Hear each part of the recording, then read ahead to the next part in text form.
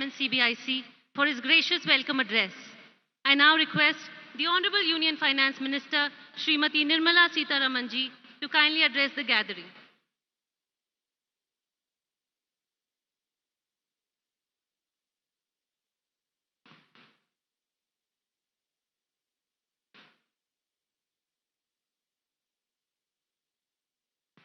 माननीय प्रधानमंत्री जी,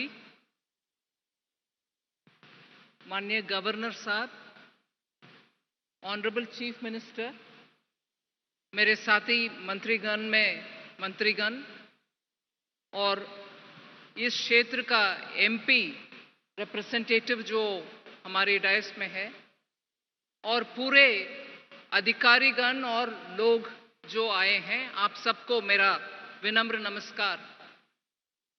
Because this is in Andhra Pradesh, I would like to speak a few words in Telugu. ఇది దేశంలోనే అతి ఉన్నతమైన ఒక మంచి ట్రైనింగ్ వ్యవస్థ.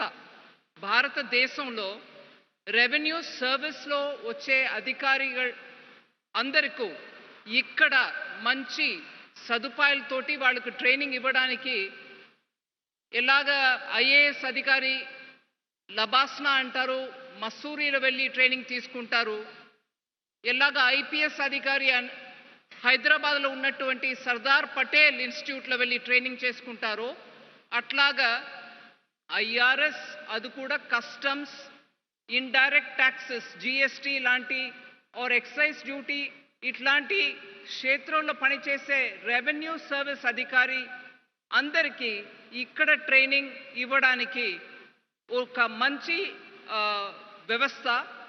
ఇది మోడర్న్ వ్యవస్థ.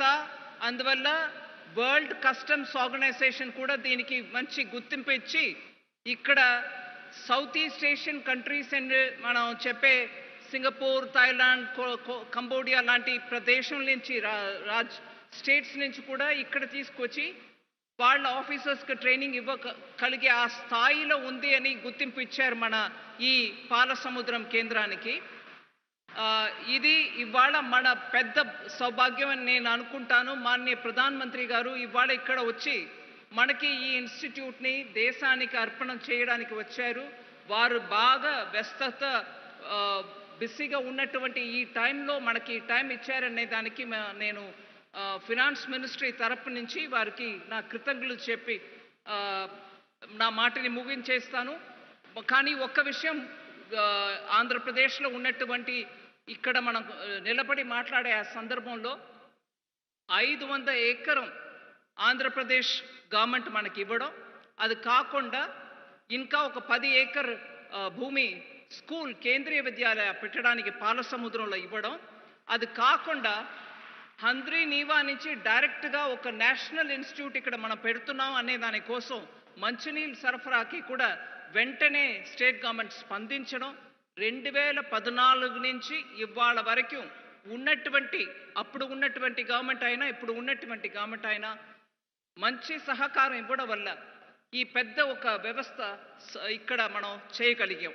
అందువల్ల ఆంధ్రప్రదేశ్ సర్కార్ 2014 నుంచి ఇవాళ వరకు ఉన్నటువంటి గవర్నమెంట్కి నేను నా కృతజ్ఞతను చెప్పించి నా మాటను ముగించేస్తాను. ధన్యవాదాలు.